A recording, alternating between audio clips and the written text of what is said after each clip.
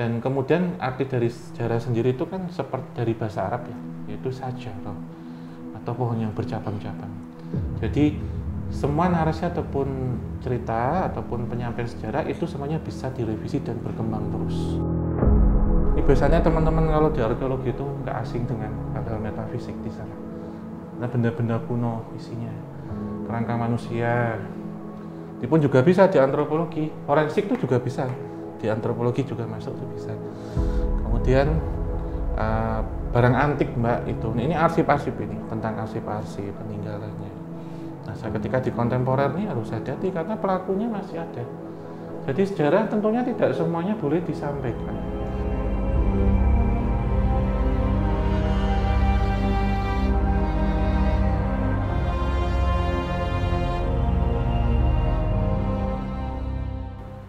Halo Sobat Javanika, selamat datang di kelas sejarah. Balik lagi nih kita bareng Om Hao sebagai Pak dosen. Halo Om Hao. Halo Mbak Prita, gimana kabarnya? Oh baik, baik. Sehat semua ya? Sehat puji Tuhan. Kita nih biasanya kelas metafisika ya Om. Iya. Sekarang Om Hao tuh buka kelas baru yaitu kelas sejarah. Om punya sejarah loh teman-teman nih. Hari ini tuh kita bakalan ngebahas soal zaman awal banget ya Om. Iya. Zaman prasejarah ya Om.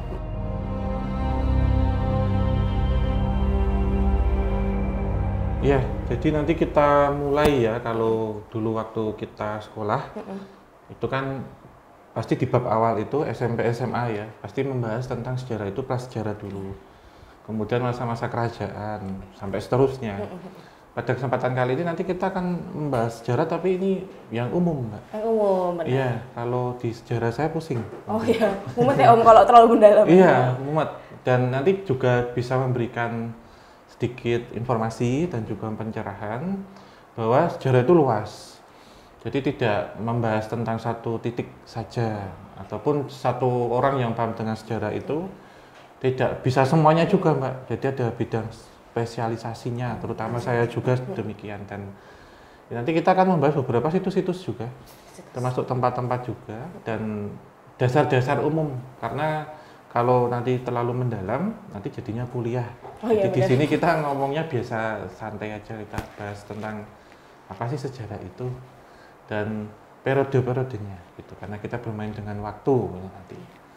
Nah ini mungkin bisa, ini karena tidak ada untuk ini ya Mbak ya atau apa presentasi ya. Jadi saya tulis sembari Mbak cerita, Mbak Prita mungkin bisa cerita pengalaman waktu dulu belajar sejarah itu seperti apa. Gitu.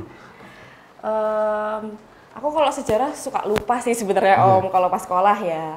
Kalau SMA apalagi karena aku saintek jadi nggak ngambil sejarah, nggak familiar. Tapi yang pasti kalau ngomongin prasejarah, seingatku itu tuh yang menarik karena di situ banyak manusia-manusia purba, terus banyak alat-alatnya juga yang pada akhirnya dulu tuh dari batu, terus habis itu perunggu dan pada akhirnya besi. Menurutku menarik kenapa akhirnya manusia purba bisa mengembangkan teknologi secepat itu gitu. Ya ini tentunya ada dua definisi yang berbeda ya Mbak ya. Ini kan pretest ya sebelum kalau kita kuliah. Oh iya. Pretest. Sejarah dan prasejarah itu menurut para sobat Javanika ini dan juga Mbak Prita itu apa? Prasejarah dan sejarah sedikit aja, simple. Kalau prasejarah itu sebelum sejarah yang bisa direkam gitu loh Om, sepengetahuanku. Kalau sejarah tuh yang sekarang yang udah punya rekam catatannya. Iya, itu benar gitu ya. Jadi kalau dengan saya sudah dapat satu poin tuh Mbak. Nah ini kita ngomong tentang sejarah dahulu ya, pendahuluan. Jadi sejarah itu adalah satu ilmu pengetahuan yang disusun ataupun dirapikan atau bisa dianalisis dari penyelidikan tentang beberapa peristiwa yang dapat dibuktikan kenyataannya. Jadi sejarah itu harus fakta. Di mana sejarah juga didefinisikan itu adalah peradaban manusia. Jadi hubungan manusia dengan waktu dan ada ruang di situ. Gitu. Jadi sejarah itu harus fakta gitu. Nah, sejarah juga bisa bersifat secara subjektif. Oh, bisa Om. Iya, jadi banyak sudut pandangnya. Namun ketika sudah menjadi satu fakta, itu bisa bersifat secara objektif. Dan sejarah di sini juga diskursif. Jadi berdasarkan pandangan seseorang itu. Jadi tidak bisa kemudian disamaratakan atau disejajarkan atau pasti. Karena ini adalah ilmu humaniora, bukan ilmu eksak. Jadi kita melihat dari sisi sini nih Mbak Prita. Ini kita lihat ini peristiwa sejarah. Saya melihat ini dari sebelah kiri itu berbeda dan Mbak lihat dari sebelah kanan itu berbeda. Tapi nggak ada yang benar, nggak ada yang salah. Gitu. Seperti halnya sering yang kita dengar ya beberapa peristiwa-peristiwa besar itu tentang Daendels misalkan, kerja paksa, kolonial masuk Indonesia, 350 tahun Indonesia dijajah Belanda. Itu juga kita kaji ulang, ternyata apakah ini memang yang bersifat fakta, legenda, atau mitos. Oke, Ya. dibedakannya dengan sumber primer, Iya, sekunder, dan kawan-kawannya Om. Iya, dan di sejarah juga kita kenal ada 3 sumber seperti yang disampaikan Mbak Prita, yaitu primer dan sekunder. Yang tersier ini tipis Pak. Tipis banget ya, Iya. nggak signifikan kontribusinya ya Iya, Om. primer itu adalah yang dia sumbernya berasal dari waktu sejamannya. Misalkan kita temukan foto atau arsip sejaman atau orangnya, sehingga menjadi oral history, menjadi untuk bisa kita korek nih, bisa interview nih. Kemudian sumber sekunder itu bisa kita lihat dari buku-buku yang sudah ditulis atau yang sudah ditulis ulang yang ada di tahun sekarang. Gitu. Jadi banyak gitu. Sementara mungkin ini ada satu pertanyaan yang akan saya jawab. Kalau retrokognisi itu bisa untuk melacak sejarah enggak?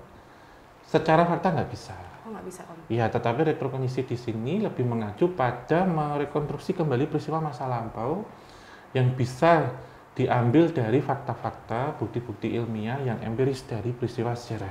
Bisa kita kumpulkan ulang. Sementara berbeda retrokognisi dengan flashback. Nah, flashback yang dimaksud adalah kemampuan metafisik atau supranatural untuk melihat peristiwa masa lampau. Jadi kayak bener-bener ada di sana Om. Ya, ini nggak bisa menjadi sumber sejarah yang empiris, itu nggak bisa. Sehingga salah satu saya kemudian kuliah sejarah, kenapa? Karena saya biar bisa tahu lebih dalam, lebih fakta. Jangan sampai kemudian yang kita sampaikan ini menjadi pseudo history atau sejarah semu. Nah, karena seperti halnya jika dijelaskan di sini sejarah ya menurut WGS Bryce ya, yaitu adalah seluruh kesusastraan lama, asal usul dan juga silsilah.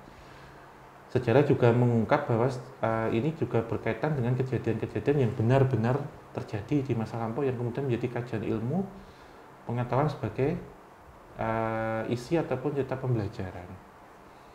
Nah, ini juga intinya adalah kejadian yang terjadi pada masa lampau dan benar-benar terjadi, Mbak. Dan benar-benar terjadi. Iya. Dan kemudian arti dari sejarah sendiri itu kan seperti dari bahasa Arab ya, yaitu sajarah atau pohon yang bercabang-cabang. Jadi semua narasi ataupun cerita ataupun penyampaian sejarah itu semuanya bisa direvisi dan berkembang terus. Bisa ditambahin terus ketika menemukan ini. Iya, menemukan literatur baru akhirnya semakin berkembang. Semakin berkembang, akan bercabang. Semakin holistik juga ketika melihat. Iya, jadi tidak bisa kemudian kita berpacu pada sejarah yang kita temukan hari ini. Itu akan bisa berkembang dan misal ada kesalahan bisa saling untuk diedit atau direvisi. Siapa tahu yang ditemukan kontra gitu ya Om. Iya. Nah, ini kemudian unsur-unsur utama dari sejarah yaitu pertama adalah peristiwanya, pelakunya atau tokoh, tempat dan juga terjadinya di mana, waktu, penyebabnya dan juga terjadi peristiwa sejarah itu di mana tersebut itu. Nah, sementara yang berikutnya ini kita beralih pada zaman prasejarah. Jadi kebalikannya ya. Dan dalam kita membicarakan tentang dinamika sejarah sendiri, itu tentunya banyak sekali periode waktu. Kan kita kenal demikian ya. Karena ini kita juga ada di 3 rumpun kalau kita sebut. Itu adalah arkeologi dan juga antropologi.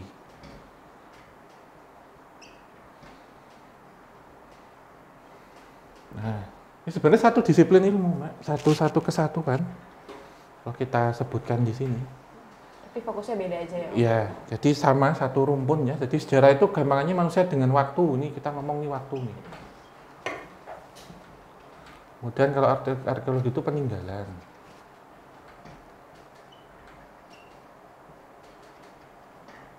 Ini budayanya. Kita mempelajari tentang silsilah, tentang asal-usul manusia, tentang budaya yang tercipta, itu kita antro. Tapi ini jadi satu kesatuan semuanya. Ini bisa ke sini, ini bisa ke sana. Ini manusia dengan waktu, ruang dan waktu. Ini peninggalannya yang paling sering kita ketemukan. Ya, ini misal menceritakan tentang candi misalkan. Nah, kalau kita tahu sejarahnya gimana? Dari prasasti yang ditemukan dengan kita di sana ada ahli epigrafi, jadi yang seni membaca prasasti, gitu epigrafi budaya. Misalkan kenapa sih candi itu dibangun di pinggir gunung, itu bisa kita lihat dari budayanya. Nah, berikutnya adalah ini dari kesemuanya ini kemudian kita ngomong ini adalah pra. Berarti pra itu sebelum.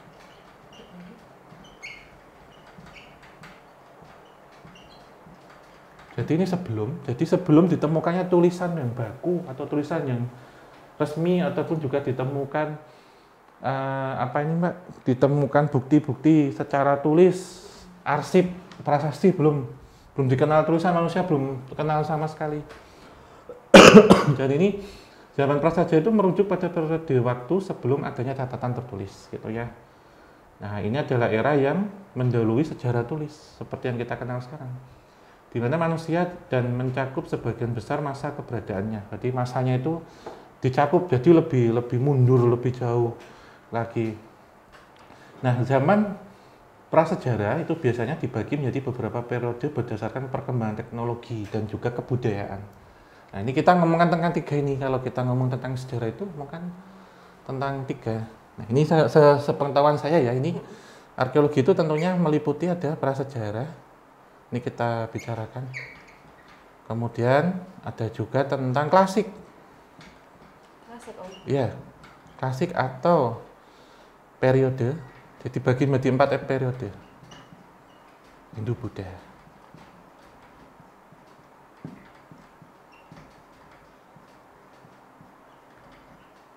Kemudian ada periode kolonial. Islam dulu.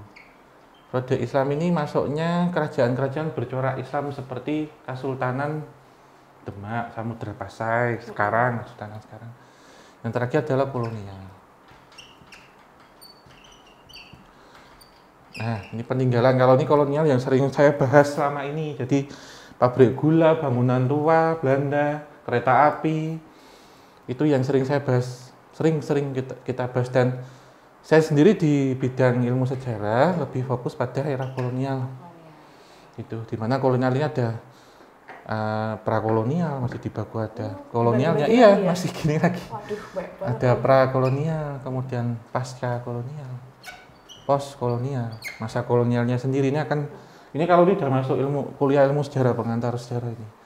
Ini saya lebih ke kolonial, bidangnya kolonial. Nah, kalau prasejarah ini yang sering kita kenal kayak Indiana Jones itu ya. Jadi kita bahas fosil, kita bahas tentang peradaban yang ribuan bahkan puluhan ribu tahun, itu kita bahas di situ.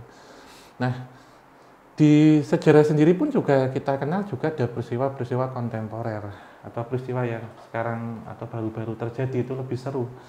Namun hati-hati ketika ngomongkan ini. Kenapa? Karena ini hanya berdasarkan peninggalan. Ini biasanya teman-teman kalau di arkeologi itu nggak asing dengan hal-hal metafisik di sana. Karena benda-benda kuno isinya, kerangka manusia. Ini pun juga bisa di antropologi, forensik itu juga bisa, di antropologi juga masuk itu bisa. Kemudian barang antik Mbak itu, ini arsip-arsip ini, tentang arsip-arsip peninggalannya. Nah, ketika di kontemporer ini harus hati-hati karena pelakunya masih ada. Jadi sejarah tentunya tidak semuanya boleh disampaikan. Jadi ketika kita paham betul dengan risiko-risiko yang terjadi, semisal itu mengganggu tentang stabilitas ekonomi, hukum, dan politik negara, kita harus hati-hati. Salah satunya kita membahas tentang penguasa yang sudah berlalu ataupun yang sekarang atau yang akan selesai. Kemudian panasnya politik misalkan di tahun 65, di era G30 SPKI atau genosida gitu ya, Gestapo gitu, Gestok gitu, itu kita hati-hati banget untuk bahas itu. Kemudian tahun 80-an, 90-an, walaupun untuk arsip ada, karena kalau kita ngomong sejarah itu luas. Jadi selama ini mungkin tahunya hanya bahas candi, kebanyakan itu ya, candi-candi itu enggak. Diri kita pun punya sejarah. Ketika kita punya sejarah yang sudah kita buang, kita hanguskan, dan itu mengganggu stabilitas ekonomi dan politik rumah tangga kita, hubungan kita, itu nggak boleh diungkap lagi. Misalkan sudah menikah, misalkan ya, masih punya bukti-bukti surat dari pacarnya masih dibaca, belum bisa move on, atau cat-cat mesra sampai mesum, nggak boleh, itu harus dibuang. Nah, itu nggak boleh. Kemudian ada teman kita yang mengungkap sejarah kita, bahaya. Bahaya bagi diri kita dan stabilitas ekonomi sosial hubungan itu. Banyak orang ya mengaruh Om. Waduh. Itu Mbak. Nah, tentunya dalam pengungkapan semuanya seperti sifat-sifatnya subjektif, diskursus dan juga fakta setelah teruji, jangan sampai kemudian yang kita kenal ini jangan sampai jadi ini. History. Atau sejarah semu. Nanti akan saya jelaskan sesuai dengan bidang keilmuan saya. Nanti kalau ini rame saya akan sedikit kasih tentang kuliah dan ilmu sejarah murni gitu ya. Nah, ini terjadi paling banyak itu di era kolonial. Kenapa itu Om? Kenapa pada akhirnya dari klasik Islam sama kolonial paling banyak di kolonial? Ya, karena banyaknya sejarah pesanan, tanda petik, sejarah pesanan ya, atau digubah oleh kolonial gitu. Salah satunya banyak sekali waktu itu para petinggi yang datang ya ke pujangga, ke penulis itu pada waktu itu bikin sejarahnya yang bagus-bagus, dirubah catatan-catatan itu. Pantes, karena setauku bahkan sampai sekarang di beberapa negara nggak diberitahukan ketika mereka menjajah suatu negara juga. Iya benar, dan juga tujuannya untuk menghancurkan suatu bangsa. Jadi ada kutipan, ketika ingin menghancurkan suatu bangsa maka buatlah generasi penerusnya itu lupa dan bahkan hilang ingatannya secara memori kolektif ya, akan bukti-bukti sejarah leluhurnya dan juga bukti-bukti peninggalannya. Jadi di bumi hanguskan, diratakan dengan tanah, akhirnya dibakar gitu. Jadi hilang dan ciptakanlah ini pseudo history, pseudo ya. Ini diciptakanlah ini. Gitu. Nah ini kita sedikit ngomongkan ini, kita masuk sekarang ke zaman prasejarah. Ya jadi di zaman prasejarah itu ada 3 zaman besar ya, yang dibagi menjadi 3 zaman besar, yaitu adalah zaman batu yang sering kita kenal. Iya, zaman batu. Zaman batu. Sedikit ini tentang zaman batu itu apa Mbak Prita? Atau Mbak Prita mungkin kasih ini? Zaman batu, seingatku aja ya Om. Iya, ya, umum aja. Yang umum. Zaman batu itu dari namanya aja zaman batu ya. Berarti alat-alat yang digunakan tuh masih batu dan itu tuh masih dibagi lagi jadi zaman batu awal, madya, sama zaman batu apa ya? Muda kalau nggak salah. Dan di situ pada akhirnya dari yang alat batu biasa sampai alat batu yang kalau digesek tuh ada percikan api tuh lama-lama. Aku lupa nama bahannya apa gitu. Ya, benar itu Mbak. Ya nanti kalau sama saya itu gitu Mbak, jadi kita suka lebih ke interaktif. Interaksi aja ya Om. Karena apa? Saya dulu ketika sekolah, saya nggak kuliah ya, ketika saya sekolah dulu ngomongin sejarah ini ngantuk Mbak. Itu ngantuk ngapal ke.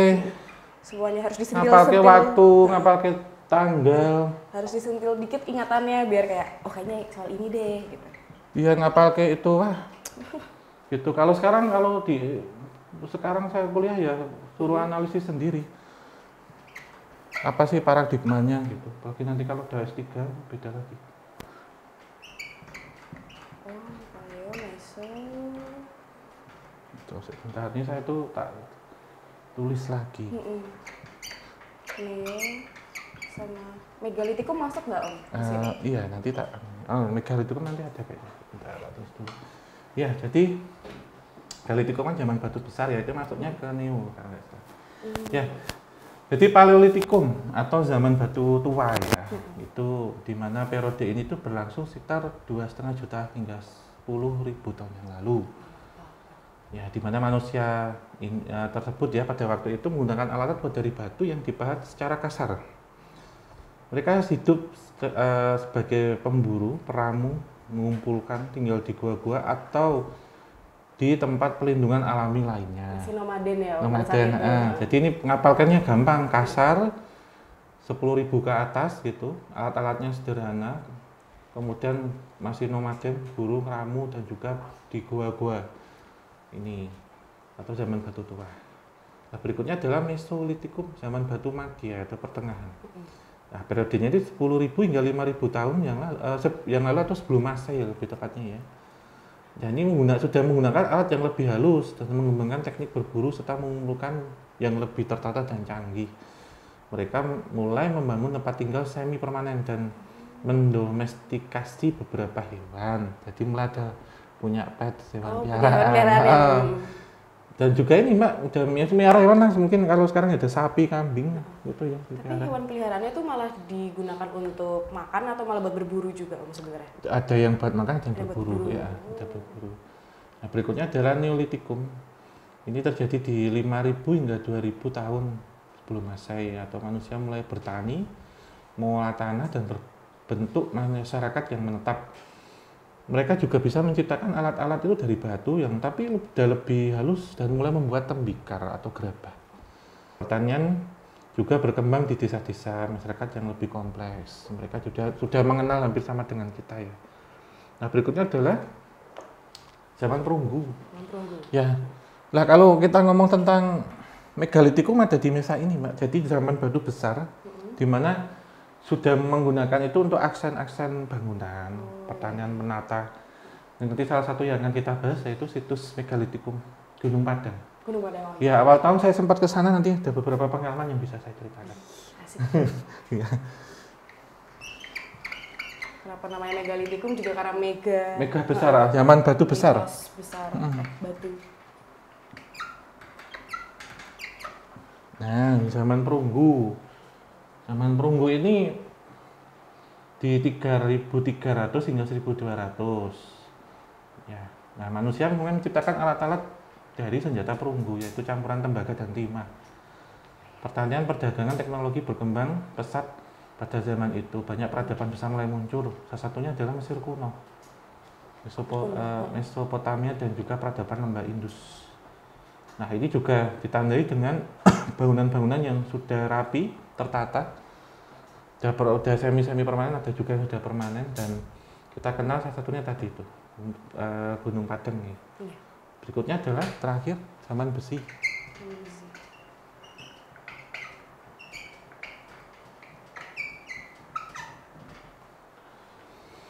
Ini juga di zaman yang paling muda, antara 1.200 tahun sebelum Masehi hingga sejarah tertulis. Akhirnya orang mengenal tulisan dan mulai menulis ya.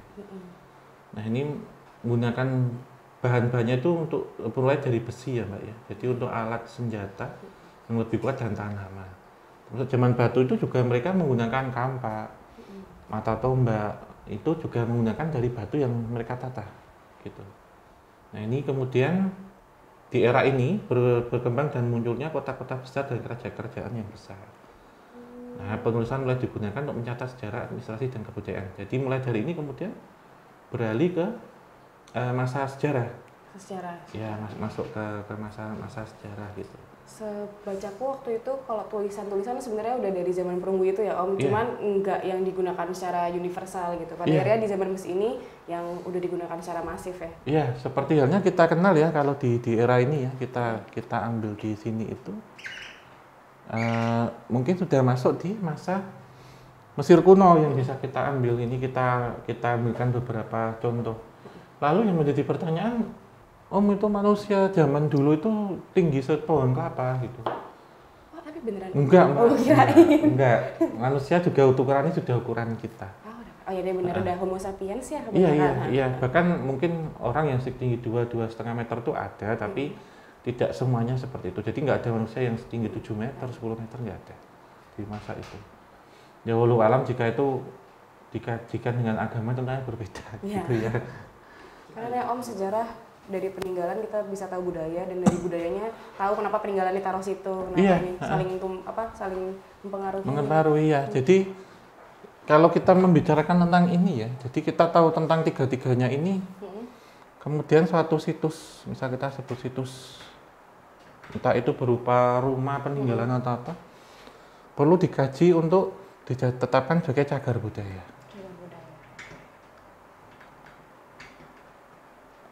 Nah, ini juga minimal 50 tahun, Mbak. Maksudnya 50 tahun? 50 tahun dari kejadian. Kita ngomong tentang rumah ini ya, misal ya. Rumah ini akan ditetapkan sebagai cagar budaya. Ketika di sini pernah terjadi peristiwa bersejarah. Misalkan dulu, sekarang 2024 ya, berarti di tahun 1970, Pak Harto pernah ke sini untuk membahas tentang perundingan kedaulatan negara gitu, atau penetapan ibu kota negara di Jogja kembali gitu ya, di Jogja. Pak Harto duduk di sini. Nah, rumahnya akan ditetapkan sebagai cagar budaya ketika ada peristiwa itu. Tapi misalkan ini rumah tua, bikinan tahun 1950 gitu, tapi nggak ada peristiwa apa-apa ya belum bisa. Karena nggak ada kontribusi ke sejarah. Kita jadi harus mencari bener, ini harus kita perlukan, kemudian kita analisis secara arkeologi. Jadi kalau kita ngomong tentang ini, tentang proses ini sedikit ya gambaran, karena saya pernah terlibat di sini. Kita ngomong sejarah itu tentunya ada beberapa orang yang kompeten dalam bidangnya. Tentunya orang hukum untuk tahu legalnya, kemudian kalau kita ngomong tentang bangunan itu pasti orang sipil, teknik sipil, struktur, orang arsitektur juga untuk merekonstruksi kembali, untuk menggambar. Orang arkeologi pasti dan orang sejarah tahu. Jadi empat ini. Jadi tidak bisa bekerja sendiri untuk menentukan ini. Catatannya kenapa? Kalau kita tidak tahu tentang sejarahnya dan aspek-aspek arkeologis dari kandungan bahan ataupun material bahan di situ, rawan apa Mbak? Penggusuran atau dihilangkan. Atau kalau orang itu tidak paham betul ketika merenov ya, atau mengembangkan suatu bangunan tua, dia nggak tahu. Misalkan ada tulisan yang kemudian ditimbun atau dihilangkan, atau bagian-bagiannya dihilangkan atau ditutup lagi, sehingga maksimal dari renovasi itu hanya 30%. Lebih dari 30%. Suatu bangunan, misalkan 70% renovasinya sudah tidak bisa ditetapkan sebagai bangunan tua atau cagar budaya. Jadi nggak boleh direnovasi secara menyeluruh. Jadi kita harus mempertahankan aspek-aspek yang di situ. Jadi harus paham betul ini. Kenapa? Karena ada beberapa peristiwa-peristiwa yang kelihatan sepele tapi itu ternyata penting. Semisal perebutan batas atau daerah antara Malaysia dengan Indonesia. Malaysia waktu itu sudah paham betul dengan sejarah, sehingga pencatatan, kemudian batas, peta, arsip itu mereka punya, sehingga kita kalah. Gitu. Kalah ini ya, kalah sumber malah. Kalah sumber ya, kalah kuat secara hukum. Karena ini nanti bisa ke hukum juga, ke hukum. Bisa hukum perdata ataupun pidana. Bisa. Jadi kompleks Mbak kalau kita ngomong ilmu, kadang Mbak kok teknik sipil kok ngambil sejarah, korelasinya apa? Ya kayak fungsinya kayak ini. Tahu. Jadi ketika saya melihat bangunan, oh ini misal ornamen ini 100 tahun kemudian, ini sekarang sudah hilang, ini arsipnya gimana? Jangan sampai ini hilang, nah gitu. Paham tentang hal itu. Nah, kemudian kita membicarakan tentang situs sekarang. Contoh sampel situs ini ya, situs prasejarah ya.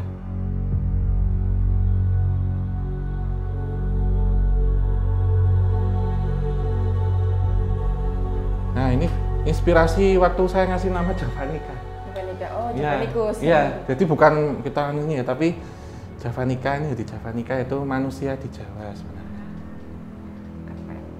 Nah, manusia yang mengenal Jawa atau manusia yang ada di Jawa itu kita kenal dengan Javanica. Itu dari kata ini saya ngambil ya, Javanicus. Sebuah fun fact teman-teman. Ya, ini baru saya ingat ya tadi. Jadi persebaran, kalau kita ngomong Nusantara itu nggak cuma Sabang sampai Merauke, tapi dari Madagaskar sampai Karibia kalau di se-Asia Tenggara. Jadi kalau kita ngomong tentang Asia Tenggara, ini yang kemudian mendasari kemudian kisah tanah Jawa untuk nanti terusan ke Thailand, karena kita mengambil 2 studi. Jadi yang sudah bisa erectus itu apa sih Mbak? Pertanyaan saya. Ereksi. Oh. Apa? Kalau, aduh aku bingung jelasin cara ilmiahnya gimana. Enggak, umumnya aja gampang. Tegak, berdiri. Ini secara bahasanya ya. Kan kita ngomong ereksi atau erektus itu kan, ereksi itu kan umum apa dulu. Ini misal begini juga ini namanya ereksi. Oh iya? Iya. Enggak terus, mungkin kalau di kelas saya gitu, ereksi itu apa? Mesti ngomongnya 100% yang jawab mesti salah. Ya nggak salah, nggak bener gitu. Tapi ini berdiri ini ereksi ini. Artinya berdiri. Jadi manusia yang sudah bisa berdiri.